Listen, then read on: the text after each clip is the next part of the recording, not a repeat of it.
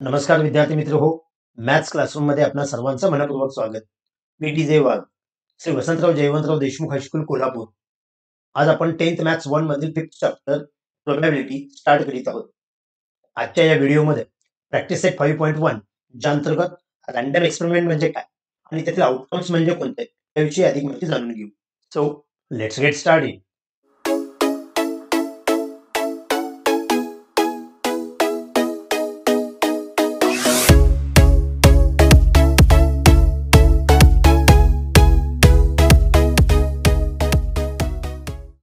Okay students, random experiment ही concept समजावून घेण्यापूर्वी एक एक्झाम्पल पाहूया.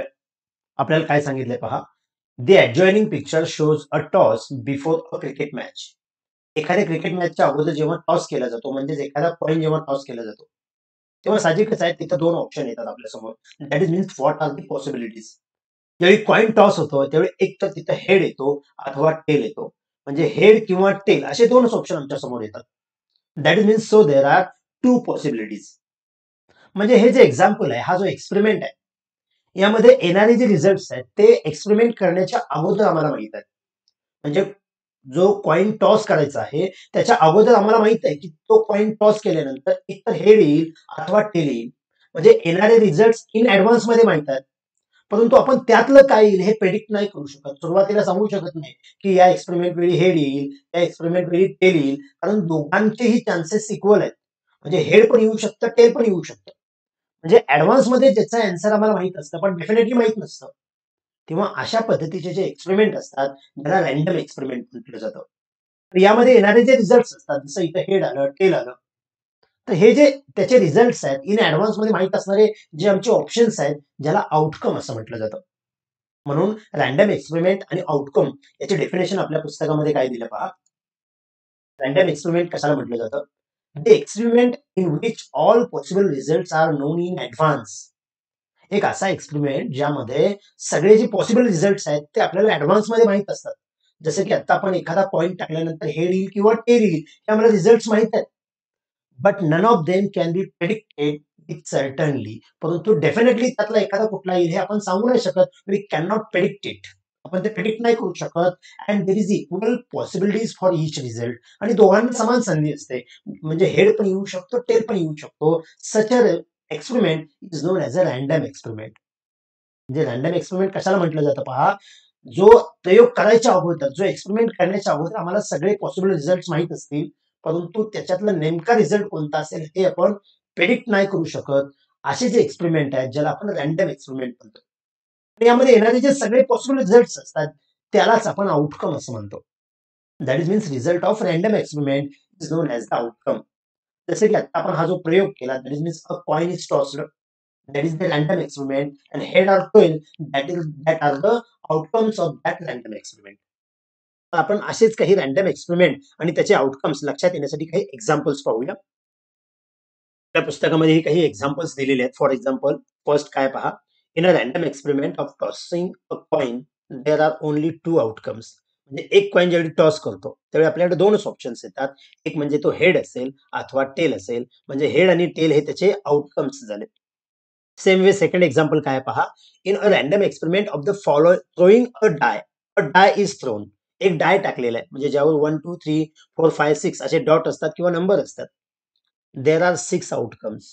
एक डाय जर आपण थ्रो केला तर काय होईल, according to the number of dots on 6 faces of the डाय.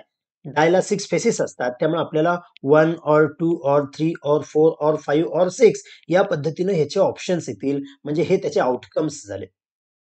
जसं हेड आणि टेल हे अ कॉइन इज टॉस्ड यावेळी त्याचे आउटकम्स आले, तसं अ डाय इज थ्रोन अशा वेळी हे त्याचे आउटकम्स येतात.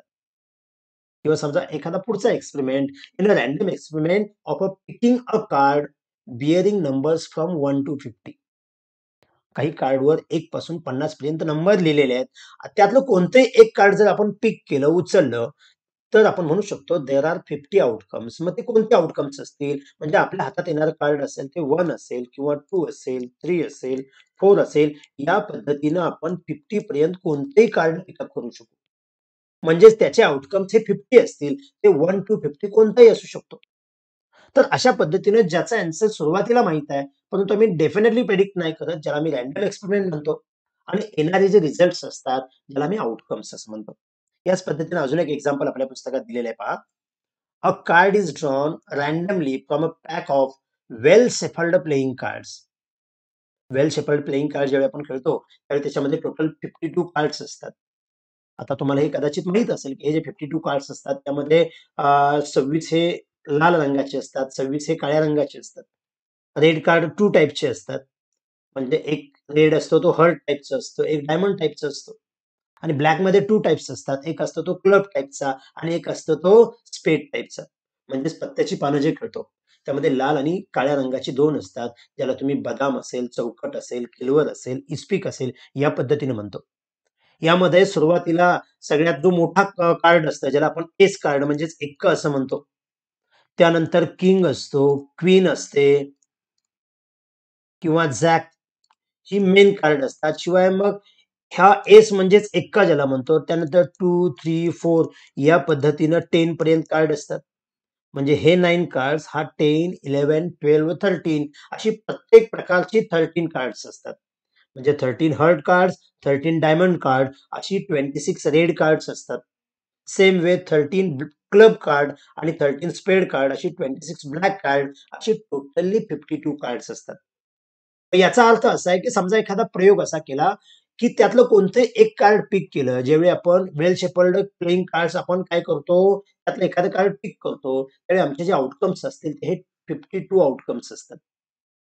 मग या सर्व आउटकम्स मध्ये या प्रयोगामध्ये किंवा या अगोदर पाहिलेल्या 2-3 प्रयोगामध्ये या प्रत्येक आउटकमला इक्वली चान्स असतो. म्हणजे काय? त्यासाठी इक्वली लाईकली आउटकम्स म्हणजे काय ते थोडंसं समजावून घेऊया. इथं पुन्हा एक एक्झाम्पल दिलेलं आहे पहा. If a die is thrown, any of the numbers from 1, 2, 3, 4, 5, 6 may appear on the upper face. जर एखादा डाय थ्रोन केला तर साहजिकच आहे जो अप्पर फेसवर ऑप्शन येणार तो म्हणजे 1, 2, 3, 4 और 6 यापैकी एखादा येऊ शकतो. या प्रत्येक आउटकम्सला समान संधी असते. That means that each number is equally likely to occur. प्रत्येकाला समान संधी आहे. 2 येऊ शकतं, 3 येऊ शकतं. मात्र दिलेला डाय जर फेअर नसेल म्हणजे निपक्ष नसेल, एकच नंबर वारंवार येत असेल तर असे प्रयोग आपण स्वीकारणार नाही. That means however if a die is so formed that a particular face comes up most often, एखादाच फेस पुन्हा पुन्हा येत असेल, then that die is biased. म्हणजेच तो फेअर नाहीये म्हणजे निपक्ष नाहीये, पक्षपातीपणा करतो असा त्याचा अर्थ होईल. In this case the outcomes are not likely to occur equally. त्यावेळी जे येणारे आउटकम्स आहेत ते इक्वली असणार नाहीत. मात्र आपण जे एक्सपेरिमेंट करणार किंवा जे उदाहरण पाहत असणार त्यावेळी आपण एक असं कन्सिडर करून चालायचं की तो रॅन्डम एक्सपेरिमेंट करत असताना प्रत्येकाला समान संधी आहे. That means every outcomes has equally likely. So इथं महत्वाचं लास्ट स्टेटमेंट काय दिले पहा. Here we assume that objects used for random experiments are fair और अनबेस्ड. म्हणजे आपण जे जे एक्सपेरिमेंट करणार आहोत त्यामध्ये आउटकम्सना समान संधी असेल अशा पद्धतीने आपण विचार करणार आहोत. ऍक्च्युली या सगळ्या रॅन्डम एक्सपेरिमेंटच्या आधारे येणारे जे आउटकम्स असतात त्याच्या आधारे आपण सॅम्पल स्पेस लिहितो. त्या सॅम्पल स्पेसचा अभ्यास आपण पुढील व्हिडिओमध्ये म्हणजे पुढील प्रॅक्टिस सेटमध्ये करणार आहोत. आता सध्या फक्त आपण रॅन्डम एक्सपेरिमेंट आणि आउटकम म्हणजे काय पाहिलं. त्यावर आधारित या प्रॅक्टिस सेटमध्ये फक्त एक क्वेश्चन आहे तो पाहूया. क्वेश्चन काय दिलाय पहा. How many possibilities are there in each of the following. आपल्याला हा एकच क्वेश्चन दिलेला आहे यामध्ये 4 सब क्वेश्चन्स आहेत. फर्स्ट सब क्वेश्चन असा आहे. Vanita knows the following sites in Maharashtra. She is planning to visit one of them in her summer vacation. वनिताला समर व्हॅकेशन मध्ये या खालील काही ज्या साइट्स दिलेल्या आहेत त्यापैकी कुठंतरी प्लॅनिंग करायचं आहे व्हिजिट करण्याचं.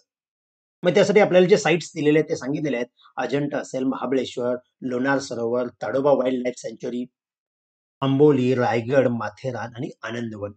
आणि क्वेश्चन आम्हाला असा विचारलेला होता, हाऊ मेनी पॉसिबिलिटीज. इथं चान्सेस किती आहेत. मग जेवढे साइट्स आहेत तेवढे चान्सेस आहेत. याचाच अर्थ आपण जर साइट्स काउंट केल्या तर किती येतील पहा. अजंठा 1, महाबळेश्वर 2, लोणार सरोवर 3, ताडोबा वाईल्ड लाईफ सँच्युरी 4, Amboli 5, Raigad 6, Matheran 7 and Anandwan 8. There are 8 possibilities in this experiment असं आपण म्हणू शकतो. सेम वे पुढचा प्रश्न आम्हाला असा विचारलेला आहे. Any day of a week is to be selected randomly. एखाद्या वीक मधला कोणताही डे सिलेक्ट केला. याचा अर्थ आपण Sunday, Monday, Tuesday, Wednesday, Thursday, Friday, Saturday यातला कोणताही डे सिलेक्ट करू शकतो. याचा अर्थ वीक मध्ये जर 7 डे असतील तर आपण म्हणू शकतो there are 7 possibilities of this experiment. Same way next आपल्याला असं विचारलेलं आहे, select one card from a pack of 52 cards. आता आपण 52 कार्ड्स कोणकोणते असतात ती पाहिलेली आहेत, त्यातलं वन कार्ड आपल्याला सिलेक्ट करायचं आहे. मग त्यातलं कोणतंही कार्ड येऊ शकतं. याचा अर्थ आमची पॉसिबिलिटी सगळ्या कार्डांशी असू शकते, म्हणजे 52 ही आमची पॉसिबिलिटी आहे असं आम्ही म्हणतो. सेम वे लास्ट क्वेश्चन असा आहे, one number from 10 to 20 is written on each card. काही कार्ड आहेत ज्यावर नंबर लिहिलेले आहेत, 10, 11, 12 या पद्धतीने 20 पर्यंत नंबर लिहिलेले आहेत. सिलेक्ट वन कार्ड रॅन्डमली, त्यातलं कोणतंही एक कार्ड सिलेक्ट करणार, म्हणजे यापैकीच कार्ड येऊ शकतं. ज्यावेळी आपण 10, 11, 12 याचा विचार करतो तेव्हा आपण असं म्हणायचंय की इथं 11 कार्ड्स आहेत, हे 10 कार्ड्स नाहीत. घाईमध्ये कदाचित तुम्ही म्हणू शकाल हा 20 मायनस 10, तर 10 कार्ड्स होत नाहीत. 20 मायनस 10 न करता इथं 20 मायनस 9 करायचं असतं. अशा वेळी तुम्ही हवं तर काउंट करून बघा, इथं एकूण 11 कार्ड्स मिळतील आम्हाला. याचाच अर्थ या कार्डची जर टोटल पॉसिबिलिटी पाहिली तर 11 असेल. तर या प्रॅक्टिस सेटमध्ये फक्त हा एकमेव क्वेश्चन आहे की आपल्याला पॉसिबिलिटी किती आहे ही सांगायची आहे. ऍक्च्युली या रॅन्डम एक्सपेरिमेंटचा वापर आपल्याला पुढच्या 2 प्रॅक्टिस सेटमध्ये जास्त होणार आहे, जेव्हा आम्ही त्याच्या आउटकम्सचा वापर सॅम्पल स्पेस आणि इव्हेंटच्या माध्यमातून करणार आहोत. तर अशा पद्धतीने 10th स्टँडर्ड मधला सर्वात छोटा असणारा हा व्हिडिओ आपण ज्या अंतर्गत रॅन्डम एक्सपेरिमेंट आणि त्याचे आउटकम्स काय याविषयी माहिती पाहिली. जर हा व्हिडिओ आवडला असेल तर लाईक करा, इयत्ता 10वीच्या जास्तीत जास्त विद्यार्थ्यांच्यापर्यंत शेअर करा आणि चॅनल सबस्क्राईब करायचा राहिला असेल तर आठवणीने सबस्क्राईब करा. थँक्यू.